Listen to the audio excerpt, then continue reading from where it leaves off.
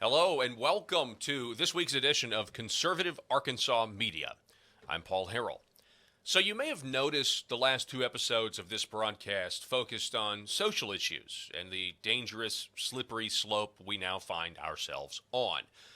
Specifically, we praise the Arkansas legislature, notably the Arkansas Senate, for being willing to stop the sexualization of kids by outlawing children at drag shows.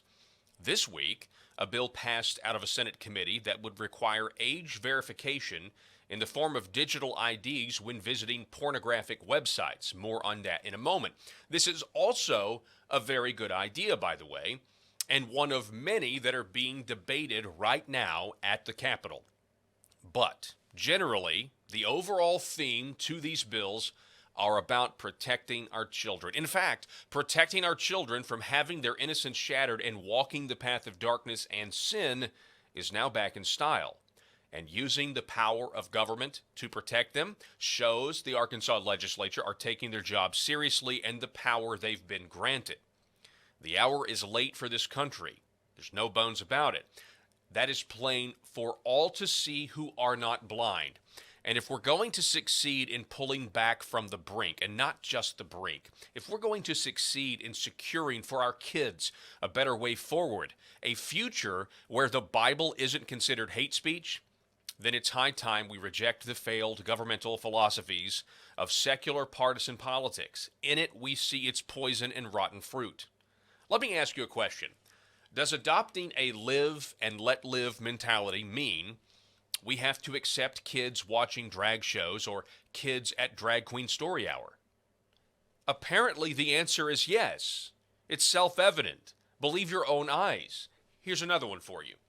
Does adopting a live and let live mentality mean that the other side will play fair and treat us the same as we claim, well, I personally disagree with their life choices, but far be it from me to impose? No. The left isn't holding their end of the bargain up because they never made the bargain to tolerate Christianity out of some unspoken pagan moral altruism. No, they hate Christianity as much as they claim we hate them. We must realize we have been deceived. Do any of you remember the good old days when our disagreements were over which Christian denomination had it right? The operative word there is Christian. Long gone are the days where the public square disagreements were over immersion or sprinkling, infant or believer's baptism. No, now, in one ecumenical spirit, we are fighting for our government to even recognize the very concept of evil, that it can, in fact, be identified, and it must be met with a swift response and defeated. His truth marches on, but I fear we've forgotten all the lyrics. His terrible swift sword, we would do well to remember it. Now, in light of all of this, let's cover this bill that would require identification for minors when visiting pornographic websites. So on Tuesday of this week at the Arkansas General Assembly, we have a senator who's presenting a bill. It's SB 66. His name is Senator Tyler Dees. And we have some of that committee debate for you, and we're going to play it right now. Take a listen to this. A Protection of Children's Act bill that we're working on, and that's the intent. We have, the reason for this bill is we have just about literally every other adult-oriented business and industry we regulate with an age verification process. If you try to go and buy cigarettes over a counter, you show an identification. And unfortunately, we have a growing need and harmful material for children is causing issues with our youth. And so the intent of this is to require age verification process for online material when it's harmful. And so we've outlined what is harmful material, and we've asked for a reasonable age verification process in order to help with the problem that we're seeing from our children. And so that's what this bill does. It's a growing concern with, when I look at my children, I'm father of 3 young kids, and I see technology advancing. The way I describe it is it's like a weapon, and it's a sword, and it can be used for good, and it can be used to cut your own arm off. And he's exactly right. You know, a lot of these Silicon Valley, big tech oligarchs, they don't give their kids these devices. They don't give their kids these. I mean, many people, and I don't even know if it's right to do it then, because the light and everything else. And hey, as somebody in media, I use this thing a lot. But at the same time, I mean, the blue light, the frequency emitted is supposed to be addictive. They made it that way, and so they're not giving their kids. Not to mention, you have the internet and all of its depravity at your fingertips, right? And so kids are getting these things younger and younger. It almost should be looked at like a car, you don't get this till you're 16, right? Or you can maybe have a flip phone or something else, but yeah, the debate goes on, and let's see what else he says. And so this is a needed measure to make sure that we protect the children and youth inside of our state.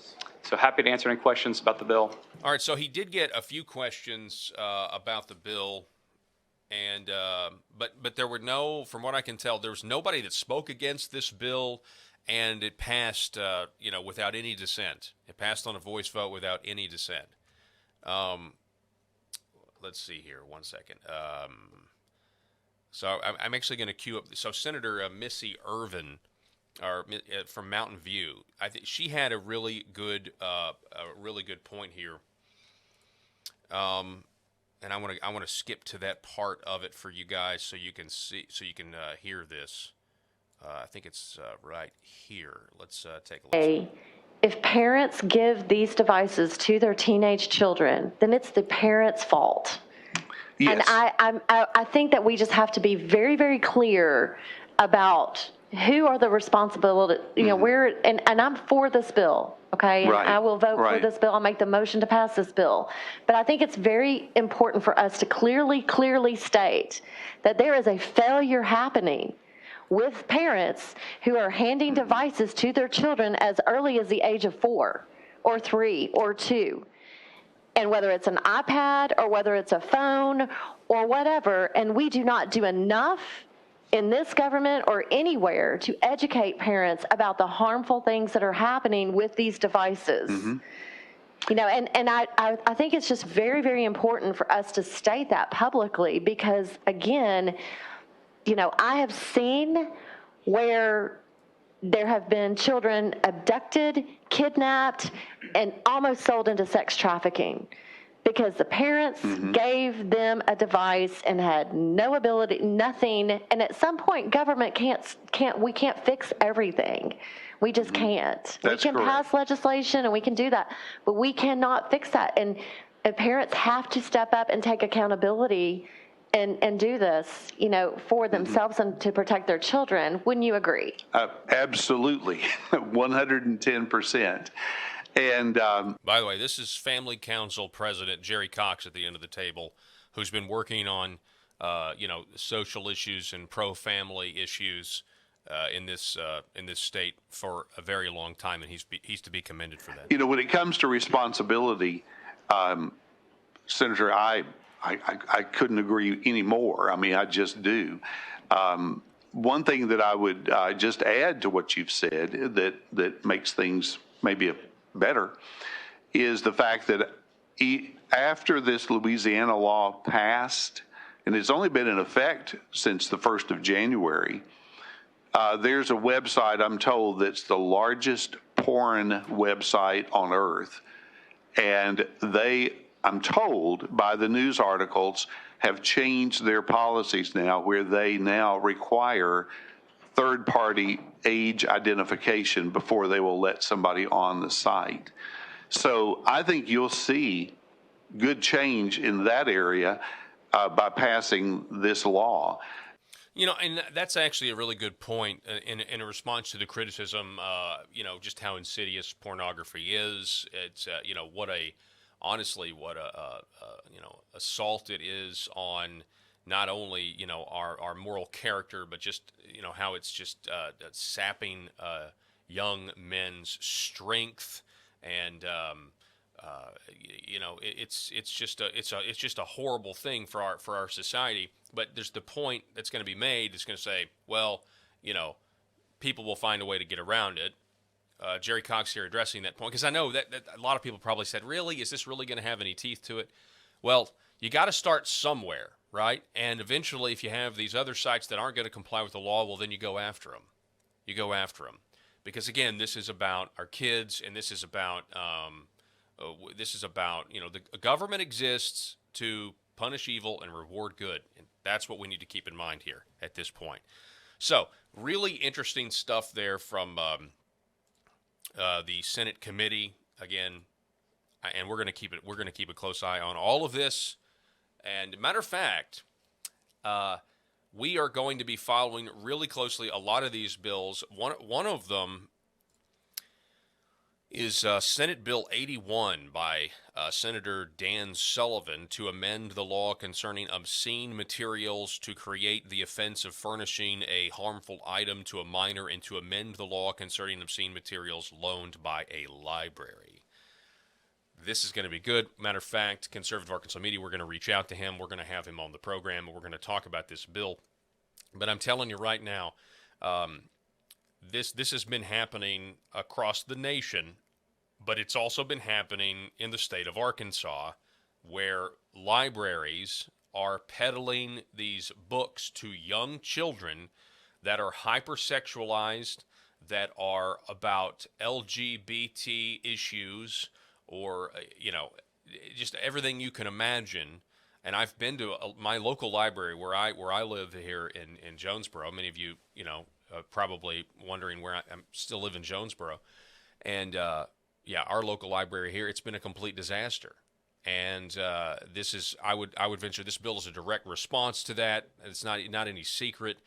The library board here refuses to do what conservative Christian parents are asking them to do, and that's remove these books from the children's section and put them somewhere else. Now, personally, I would remove them entirely.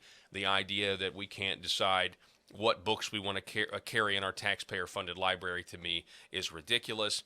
These books are obscene. If I gave any one of these books to a kid on the street, I would be arrested. And yet these librarians are getting around this, and in this fake idea of, we've got to be woke, and we've got to include all of these, different ways to view the world that, again, are putting kids on the wrong path. It's going directly against the idea of that there is a good or there is an evil, and we need to fight the evil. And quite frankly, this is going to be a good bill. This is going to essentially make these, from the way I read it, this is essentially going to make librarians liable if they are peddling smut to kids, and they can now be, I think, prosecuted criminally as well as civilly if they continue down this path. And this is a direct result of it. It's amazing. 5 years ago or 10 years ago, if you had a library board that was promoting this type of stuff to kids, to young kids, and I could go over some of the books. It's absolutely disgusting what they're trying to pass off as legitimate or healthy. It's just absolutely grotesque. And again, go back to the millstone. It would be better for a millstone to be tied around your neck and you thrown into the ocean than to cause one of these little ones to stumble, and that's what we're doing. 5-10 years ago, politicians would have broken their back. They would have exhausted every bit of political capital that they could possibly have. They would throw just to stop this nonsense from happening. But we do have a lot of people that still watch cable television, and they're all of these commercials and the content of network television, not to mention the fake news. They think that this is all normal and everybody agrees with it. The truth is, the majority of Arkansas, as well as I believe the entire nation, are rejecting these sick ideas that are being portrayed to us as normal. But it's not normal, now is it? Folks, when we come back, there's a lot of talk about reforming our education system here in Arkansas. And so a lot of people want to see a bill. There isn't a bill yet. I'm going to sit down with State Representative Brian Evans here in just a moment.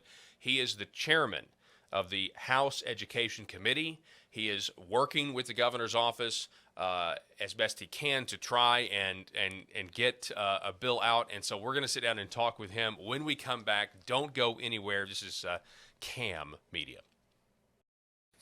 And welcome back. So there's a lot of excitement right now across the state as lawmakers at the Capitol are working on reforming our education. Governor Sarah Huckabee Sanders, in fact, in her inaugural address, mentioned education reform as a top priority. She also mentioned that we're going to stop allowing our education system to be, places of left-wing indoctrination. But lawmakers at the Capitol are working very hard. No one has seen a bill yet, and so that's why I reached out to the chair of the Education Committee in the House. We have State Representative Brian Evans is with us. Mr. State Representative, thank you so much for coming on CAM. We appreciate it. Well, good morning, Paul, and thank you very much for having us on and giving us the opportunity to talk about education this morning. Yes, sir. So what can you tell us about this? And again, I know no one has seen a bill yet, or at least as of the recording of this broadcast. I guess what we should talk about maybe is, what do you see as some of the issues or problems that need to be fixed? Well, as you state, we have, as the General Assembly, we have not seen a draft of a bill yet. Nothing has come out of the Bureau. However, we have been very thankful that the governor and her team have included us in some conversations regarding some of the key points of her Arkansas Learns initiative. She is, and her staff, including new Secretary of Education Jacob Oliva, are very focused on areas that we all know as a state that we just need some extra help in. Some of those areas are pre-K, some of our K through 3 literacy initiatives, and then 5 through 8 in numeracy. We know that those are critical areas, teaching kids to read and getting them, once they're reading well and reading on grade level, getting them further moved and advanced into math and giving them and providing them with the tools, the pathway to success as they continue their education. Yeah, I tell people all the time, I'm sure you've heard it all the time, people remember back when education was about teaching children how to read, how to write, and how to do math. And it's really just that simple. And it's gotten a lot more complicated than it needs to be, or at least that's what some people think. What do you think? Yeah, I agree. I think back to when my grandmother was a teacher in public school, and she taught there for 42 years, and it really was about reading, writing, arithmetic, and some basic fundamentals and foundations of history and science. And since that time, I think just technology advancements have further opportunities, additional careers that are available.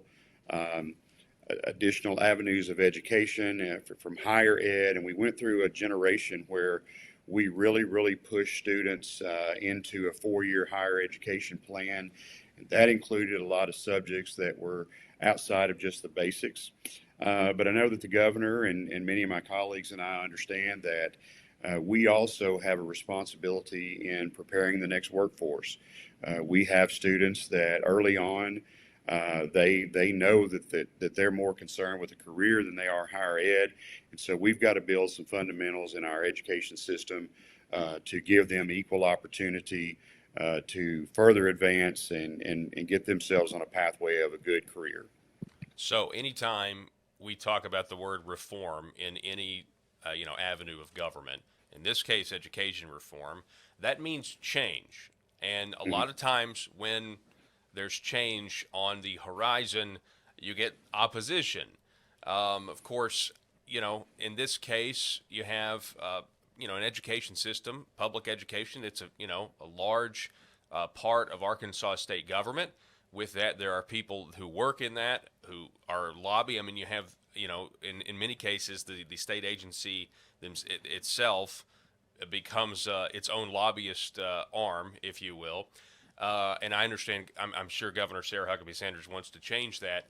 But is there any opposition, or do you expect any opposition to, the governor's ideas here and other legislators' ideas here about how to reform Arkansas's education system? Well, you make a great point, Paul, that anytime the word reform comes up, that often triggers the idea of change. And unfortunately, reform is always taken as a negative. When you go back and you look at the current standards that are being taught in our public schools right now today, although some are extremely valuable, what we find is that a lot of those standards have been there for 30 to 40 years, and we just have not made gains where we need to in preparing our next generation from an education standpoint. We've not made the gains that we need to make under those existing standards. And I think most of all of our current public educators would agree that there needs to be some adaptation and some update, quote unquote, reform to the standards that are being taught. Public schools are the cornerstones of many of the communities in Arkansas. We see time and time again that if you have a successful school system in your community, that quite often is the anchor point. It brings families there, it keeps families there, it provides jobs, and prepares for the next generation in those small rural communities. And so as far as pushback, I think the biggest, if you want to say pushback that we've seen so far in this process is just the unknown. Perception becomes reality, and every day of this session that goes by that we do not have a bill that's been filed for people to see, then I think the perception of what it's going to be far exceeds the reality of what the governor wants to do. Yeah. Well, and I would also bet that in this case, the focus about this education reform brings it back to the students, brings it back to, the children and educating them as opposed to maybe, worrying about, the people who are involved, who we need, the teachers, for example, which is obviously, obviously has to be a big concern. I know, teacher pay comes up a lot. Let me ask you this, State Representative Brian Evans. How long have you been the chair of the House Education Committee? So this is my first term as chair. I greatly appreciate Speaker Matthew Shepard entrusting me to chair this committee during this general session, knowing that it is a very pivotal point in education in the state. And I really look forward to continually working with my team, my committee, as well as those on the Senate end and with the education team that Governor Sanders has put together. I think we're going to be able to do some really great things for the kids across Arkansas. Well, and I know everybody is really excited, and I wanted to bring that up. I wanted to congratulate you on your chairmanship, and I know that makes you, one of the busier members down in Little Rock. And so, but everything seems to be going great. It has. We've kicked off really well. I will say somewhat jokingly that I think our education committee meetings, we meet on Tuesdays and Thursdays at 10 a.m. and they have probably been the most well-attended meetings by the stakeholders, invested parties that have a footprint in education across the state.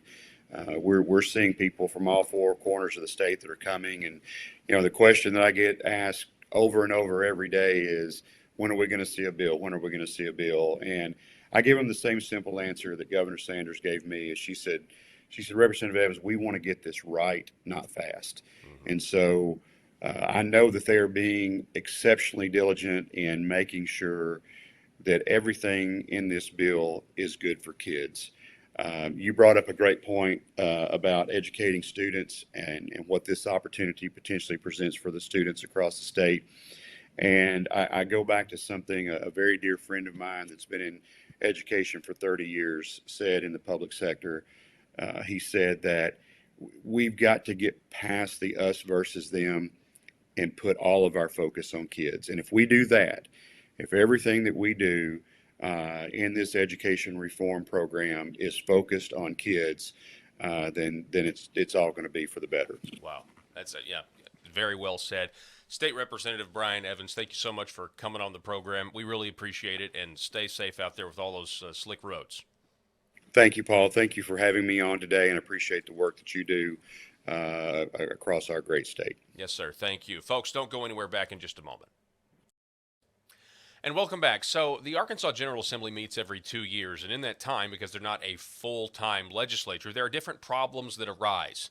And so during this interim period where constitutionally the Arkansas General Assembly doesn't have legislative authority, people start making lists. People start checking their lists and say, "Oh, this problem is a big issue." So when we get back into session, that we're going to address it. One of those problems centers around landlords, tenants, and their rental property. And here's an example of this. Look at this. This is from the Arkansas Democrat-Gazette last year, August, in the middle of the summer. Okay, August the 18th. This headline, many Arkansans read: Arkansas Attorney General sues owner of troubled Little Rock apartment complex over deceptive practices.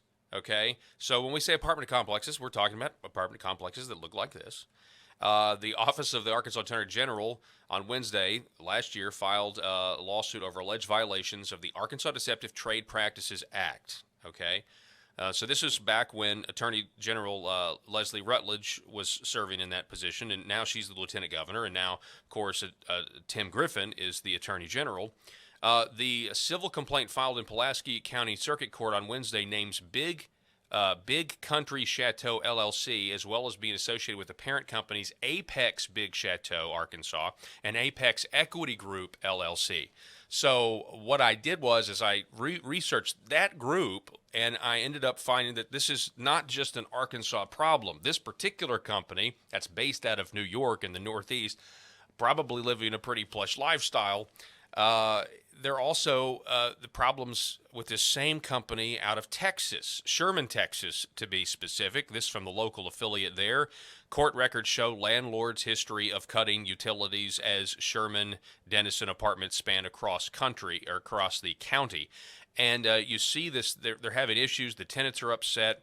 One of the spokesperson for the city of Sherman says that it's incredibly frustrating for everybody, certainly from the city's perspective, when you can't find a responsible person at any of these companies when there are these egregious living conditions. It's frustrating. Quote, the owner lives in New York. We can't look it up. It just says Apex LLC, so I don't know what to do. So this is just one example. And essentially what has happened is, because the Arkansas General Assembly is now in session, people are starting to bring up this concept that has been debated before and has failed before, saying that maybe there are some changes that need to be made between the landlord and tenant relationship. Okay, and so there's a debate to be had here. People are working on this issue. So I decided to reach out to State Representative Matt Brown, and he joins us now. Mr. State Representative, thanks so much for being on the program. You said it's an issue that has come up. These stories in the news are just heartbreaking. And also, from my perspective, I'm an attorney in private practice, and I do a lot of landlord-tenant law. And 98% of the time, I'm representing the landlords. We're trying to get rid of deadbeat tenants, and the system is really breaking down for both tenants and landlords in Arkansas right now. It's high time that we get some changes made. And like you said, previous attempts in the legislature to make changes have failed. Second to most recent was the Landlord Tenant Act of 2007, which just is not really doing anybody any good. Last year, there was a habitability bill, and it did end up modified in order to get the support to pass, and it's just not really serving landlords or tenants, to tell you the truth. And so Representative Duffield, a fellow freshman from Russellville, has kind of spearheaded an effort to put together a group to start looking at this. And one thing that Representative Duffield has done is he's trying to create a group that ensures that all the stakeholders are represented. So he's wanting to get, he's got tenants' rights folks. He's got landlords to make sure they're protected. He asked me as an attorney representing landlords to be involved from the legal side. And so he's working with this, and the group has already spoken with Speaker Shepard about possibly doing a legislative task force, getting our colleagues over in the Senate on board as well, and to use this session, and it's going to take some time, but to really get in depth on some of these issues and see what we can fix, because the system as it is has got some issues, and we need to do right by Arkansans. Okay, so immediately I can hear the property owners. I can hear their side of it. This is my property. Property rights. I can do what I want. Interestingly, we saw this during COVID, right? And you feel free to speak to this. When COVID, you had these eviction moratoriums, which essentially said, you can't kick people out of their homes. Now, and we've seen this before COVID even. You saw these kind of laws in California and New York, which essentially strip property owners of a lot of rights. So there is a way to obviously take this too far where, you do remove the rights of property owners. But so is there a balance here? What's the balance? What are some of the issues? Just speak to that a little bit. Yeah, and that's actually what's been the big issue in our kind of our group meeting so far, our focus group, is the problem that we're having in Arkansas. It's not your mom and pop landlords. It's not your folks that have worked hard their entire lives. They have 2, 3, 4, 6, maybe 10 doors. They are here local. They treat their tenants right. They take care of problems. That's not what this is talking about at all. It's just like you said earlier. It's these out of state conglomerates that are coming in. They're buying up properties. They are absentee landlords. They are sucking every bit of profit they can out of these properties, and they're just not being responsible landlords. So I want to make sure that because that is a touchy issue of, landlords provide a very valuable service in the state. They provide housing for people who may not otherwise be able to afford housing. Maybe they can't buy a house. Maybe they can't qualify for financing. Maybe they're just living in a community for a little bit of time and they can't afford to buy, but they can rent. Landlords provide a very valuable service. And, I represent landlords, and usually anytime you talk about, well, we need to change the law on this, they instantly get defensive because usually they're always being attacked. And, that's not the case at all. And that's why I'm actually glad that Representative Duffield included me in this group so that I can present that kind of that opposing viewpoint, or not even opposing viewpoints. We're not in opposition, but just make sure that their concerns are addressed. Yeah. We don't want to go to some sort of New York style or some of these other states where tenants can live in a property for years with no repercussions and the landlord's footing the bill. And you mentioned the COVID, the eviction moratorium, which is personally a law that, well, I say a law, an executive order. And to be fair, it started with President Trump's administration and then Joe Biden continued it. But, when we have the federal government telling landlords, you may not evict your tenants if they do not pay. But oh, by the way, you're still responsible for your mortgage payments and your utilities and your insurance. And probably even the most frustrating is, and we're not even going to give you a tax credit or a tax holiday. So you still got to pay your property taxes as well. But we're gonna shift the burden of this policy response onto you as the landlords. I mean, it really hurt my clients, and we're still seeing the after effects to today. Here in, of course, I practice in Faulkner County, but here in Pulaski County, if you are a landlord and you have a tenant who has not paid you, if you want to evict them through the court system, you're probably looking at a 6-month process right now. It's that backed up and that delayed. And that's actually one of the things that I would like to try to address is if we are going to do some landlord tenant reform, I want to make it easier on landlords to be able to evict tenants who do not pay their rent. It's probably hurt me as an attorney, but I want to make it to where landlords aren't having to spend thousands and thousands of dollars on lawyers to get rid of a tenant who never paid 1 month's rent. That's just not right. No, absolutely. And the only way the system can function is if you can get rid of those tenants who are not doing right. But like from Representative Duffield's point, but if a tenant is doing what they're supposed to be doing, they are paying their rent, they're paying in full, they're paying it on time, then a landlord should not be able to not pay the water bill and have the water cut off for the complex, which is what's going on with the chateau right now here in Pulaski County. So it's COVID, I think, has shown some of the cracks in our system, and it's made it worse. And okay. Go ahead. I'm sorry. Well, no, I'm glad you brought that up. That's why I wanted to have you on to talk about this, because I wanted to understand the other side. I think I'm more is slanted to understand the property ownership side. But so yes, if you're a tenant and you are paying and you're paying on time. And that's what, Attorney General Leslie Rutledge, that's why she sued, because the living conditions, so if you don't pay the water bill, if the company doesn't pay the water bill, then, you're essentially, relegated to a third world living status. And at the same time, this giant company these are slum lords, they're up in Brooklyn, New York, probably, well, certainly not living in conditions where they don't have running water, right? Exactly.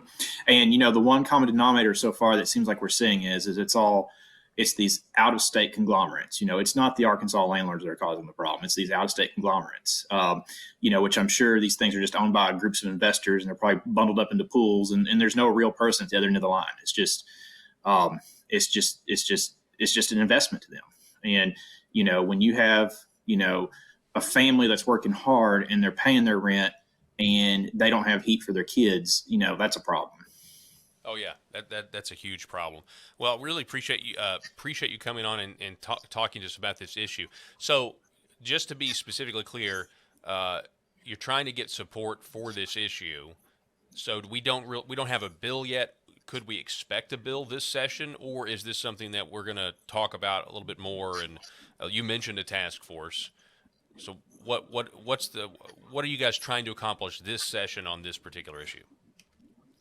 So as far as this session, I have a few bills that I'm actually in the drafting process right now that I'd like to run to try to address some things on the eviction side to help out some landlords with their evictions and fix some of the problems here in Pulaski County we're having.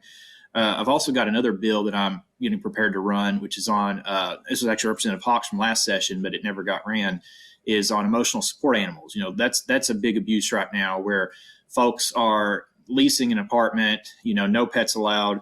They get in next day. Well, here's my printout from the internet that I need an emotional support animal. So therefore you have to let me have my dog.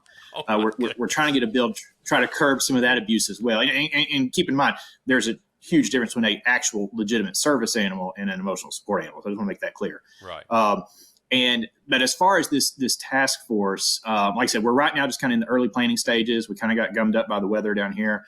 My guess is there could be a bill later in the session, although my feeling is, and we all know how government's kind of slow, it might be something that the bill doesn't actually come out to session. Because like I said, right now we're just in the process of actually creating the task force.